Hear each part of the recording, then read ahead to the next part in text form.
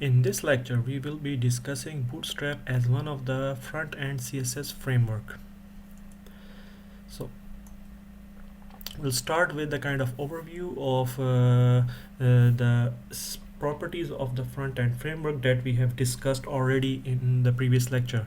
So how can CSS framework support us? What can it provide us? For example, CSS frameworks can save time for us when we are developing kind of a website for us. It makes things easier for us by providing a kind of different features. For example, this grid system or kind of different layout mechanism that allow us to put the different element on a website in an efficient manner. Different styles and fonts have been pre-selected in different frameworks, which allow us to show the content in a very efficient manner. And also these frameworks provide a set of pre-built component which supports us, of course, in saving time, and also reduces our work in terms of, let's say, creating kind of causing errors or any kind of inconsistencies with the other implementation of the component when we are developing same component or using the same component at different places. And of course, the most important thing is that since these frameworks are currently or being used by many other developers, so we know for sure that the code works and they are compatible with different browsers and different environments. So now the question arises, let's say you want to select a framework. Now what kind of requirement should you be looking for in a front-end framework while selecting one for your website or a web application that you are going to develop? So we can categorize or we can collect some general requirements when we are kind of selecting a kind of framework. So the first thing we need to look at is the browser compatibility. So if the framework that we are going to use or the CSS framework is compatible with different browsers, especially with the most commonly used one, for example, Chrome, Opera, or Safari and Firefox, these are kind of we should have a kind of a framework which provide the same user experience in all the browsers. And another property which we should look at is kind of open source thing. So if the framework is open source, this way we can kind of customize it based on our requirement if required, or and the other people are kind of providing support for it. For example, this goes into the direction of community support. So for example, if it's an open source, there might be a good community which is constantly updating and bug fixing it. So there is a good community support should be there when you are selecting a CSS framework. And the most important thing is the documentation. If the documentation is not available, of course, then you will have you have to hit and try to see if the framework works, and this will cause you extra time. This will cause you to generate problems, and this way it is not effective. So if a framework has very good documentation, that's very important. And finally, if the how often the bugs and the updates are being released for the browser, uh, which should which should help you in deciding which framework to select for.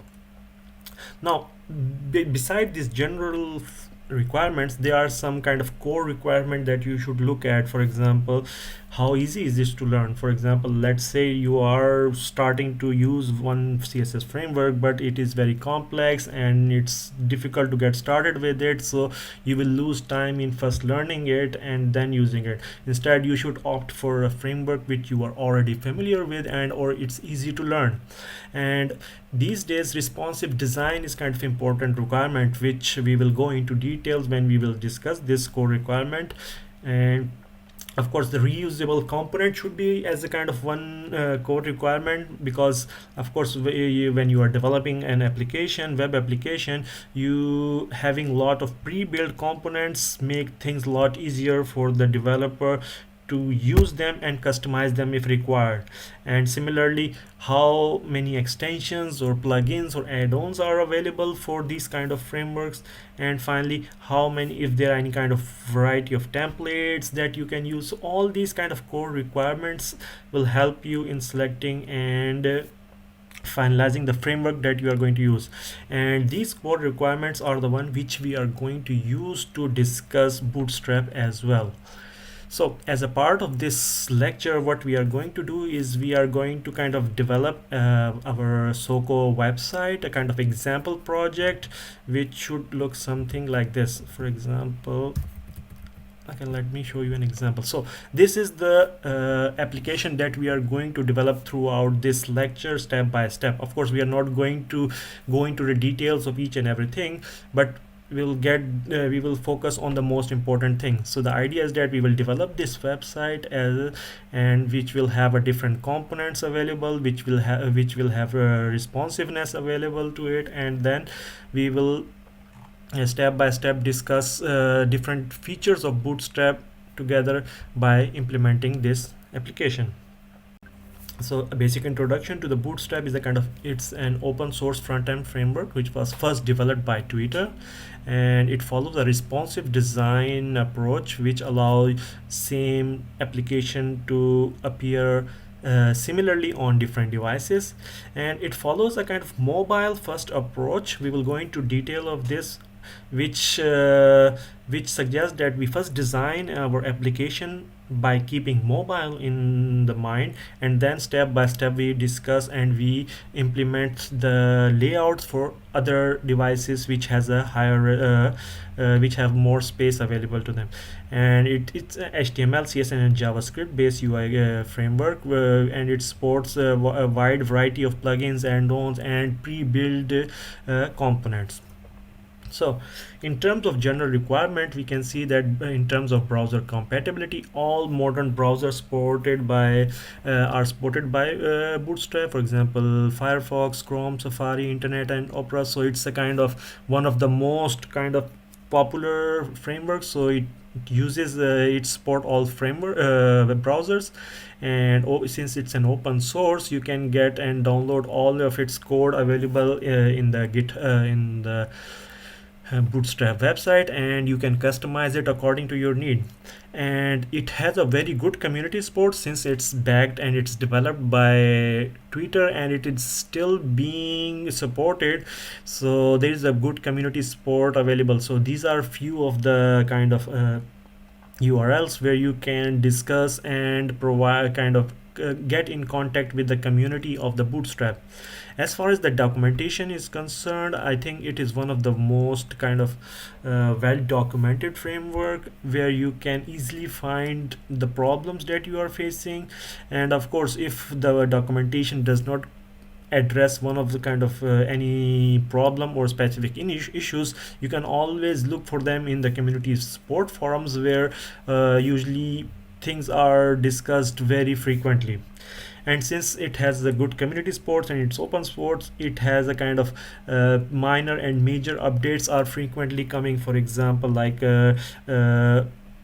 this version 4.4 which is currently being used is a kind of very recent one. Now let's move on to each of these core requirements for the for the Bootstrap one by one, starting with easy to learn. So since it's a CSS framework, so all you need to know is basic knowledge of HTML and CSS, which should be enough to start the development.